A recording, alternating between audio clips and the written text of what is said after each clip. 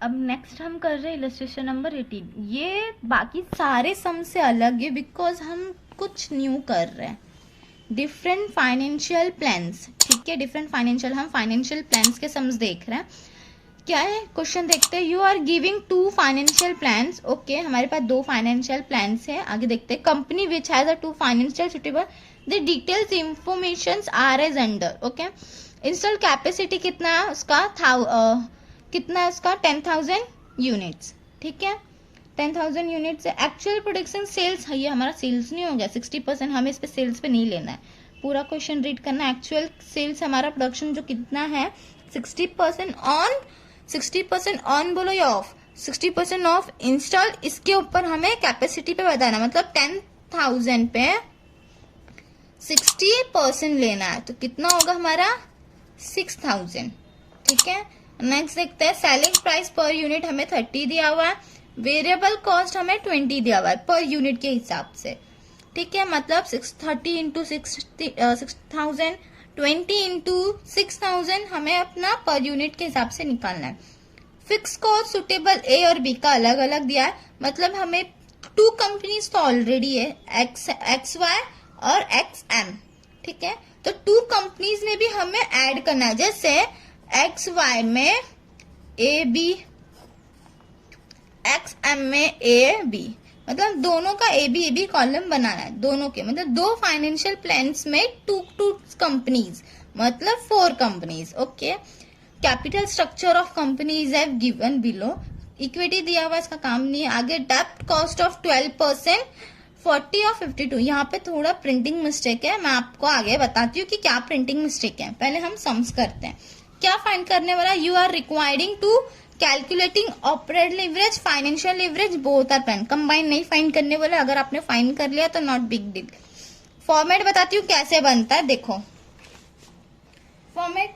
Illustration number 18, page number 289, calculating operating leverage, financial leverage, particular column XY का हमारा AB, XM का AB, ठीक है, टोटल 4 होगा।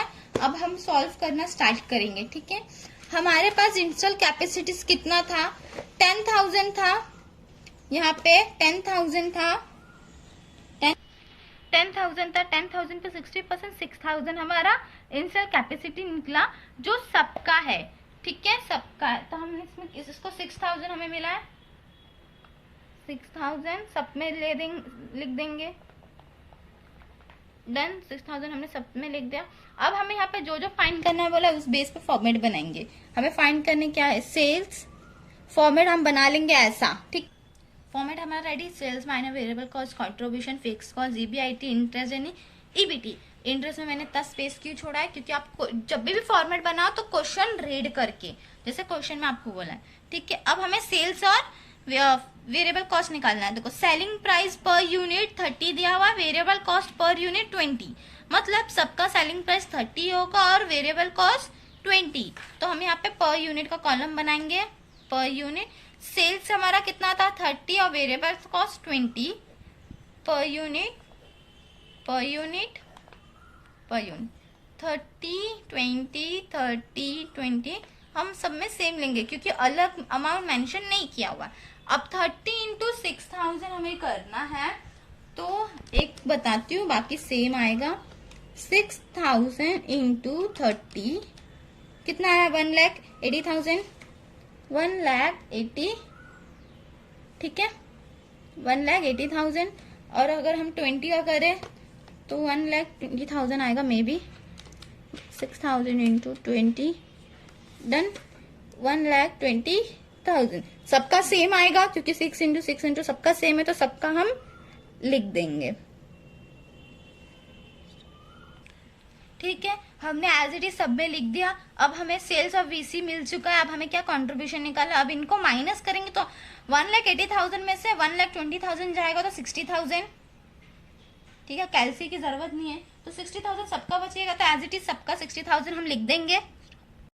60,000 हमने सबका लिख दिया है, ठीक है। अब हमें क्या बोला है, फिक्स कॉस्ट। फिक्स कॉस्ट में यहाँ पे कुछ बोला है, फिक्स कॉस्ट A और B, मतलब A का 20,000 है, A का 20,000 है और B का 25,000 है, तो हमें अलग अलग मेंशन करना है। A का कितना था हमारा 20,000, B का कितना था 25, 25,000, ए का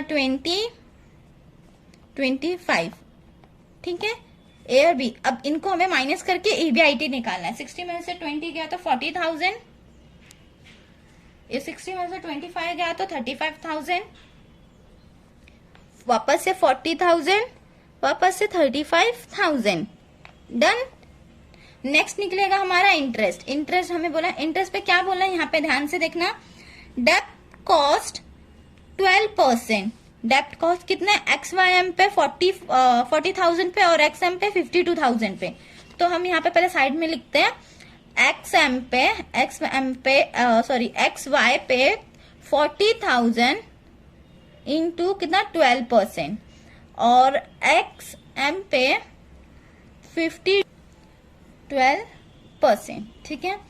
XM पे अब हमें इस पे 40,000 पे 12% निकालना है, मतलब XY बोलिए, ठीक है। XY मतलब A और B का सेम होगा और X उसमें सेम होगा। तो अगर A B का 40, इस पे मैं 12% निकालूंगी तो कितना आता है, चलो हम देखते हैं। 40,000 इंटू 12%, 48,000। तो हम दोनों को 4800 देंगे, 4800 देंगे, ये डैश होगा। नेक्स्ट XM पे बोला है, XM पे 52,000 पे 12%, 52,000 इंटू 12%, ठीक है, 6,240। तो 6,240, 6,240।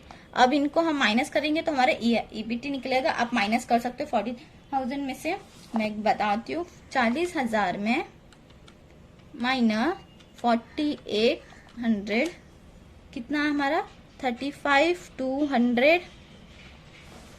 35,000 में से 35 माइनस क्या माइनस करना है 48, कितना आया हमारा 30200, ओके। फिर नेक्स्ट क्या 40,000 में से माइनस 6240 इक्वल टू 33760। इनको माइनस करेंगे तो 28760 आएगा, ठीक है। ये हमारा आंसर निकल चुका है। अब यहाँ पर हमारा ये सम हो चुका है। अब यहाँ पर कुछ चीजें मिस्टेक आई है। आपको बुक में जो बोला गया आपने वो फाइन, अब मुझे 40,000 दिया गया है, 52,000 दिया गया है, तो मैंने वो ही फाइन किया है। आपको भी यही दो दिया होगा तो आप यही फाइन करना, अपना एक्स्ट्रा माइंड नहीं लगाना।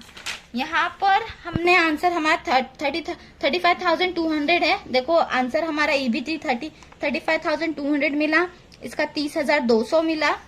देखो यहाँ देखो ये 33,760 है, ये 28,760 है, बट यहाँ पर कुछ और है। क्यों बताती हूँ, इसका रीजन क्या है। इसका रीजन ये है कि प्रिंटिंग मिस्टेक है।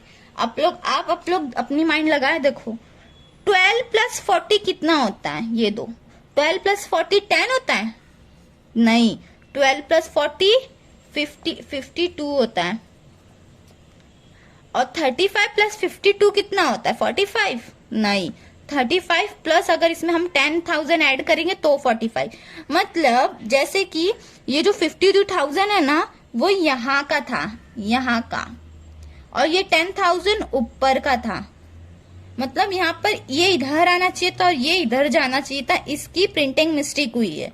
तो जो ये लोगों ने सम सॉल्व किया ना यहाँ पर, ये जो इधर 12 हम यहाँ पे 1200 जो आया है, हमने यहाँ पर 52 पे 12% लिया है। 52 क्योंकि हमें क्वेश्चन में क्या दिया हुआ था 52 यहाँ पर, बट ये लोगों ने 10,000 लिया।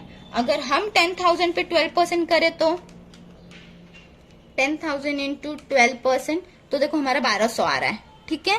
तो ये लोगों ने भी क्या किया, ये लोगों ने 10,000 लिया और फिर 1200 मेंशन करके फिर आंसर निकाला है। तो हमें 10,000 लेने की जरूरत नहीं है, हमें जो यहाँ पे क्वेश्चन में बोला है वो फाइंड करेंगे। यहाँ पे प्रिंटिंग मिस्टेक इनकी हुई है, तो अगर एग्जाम में कॉलेज वाले या कोई स्कूल वाले आपको प्रिंटिंग मिस्टेक करके देते तो उनकी रिस्पॉन्सिबिलिटी है, वो लोग आपको फ्री ऑफ मार्क्स दे देंगे। तो आप लोग को जो बोला है आप वही फाइंड करना, एक्स्ट्रा फाइंड नहीं करना। आज का सम यहाँ पे खत्म होता है। अब हम कुछ देखेंगे न्यू इनकम स्टेटमेंट जैसे सम, 2-3 सम और देख के फिर हम इस चैप्टर को क्लोज करेंगे।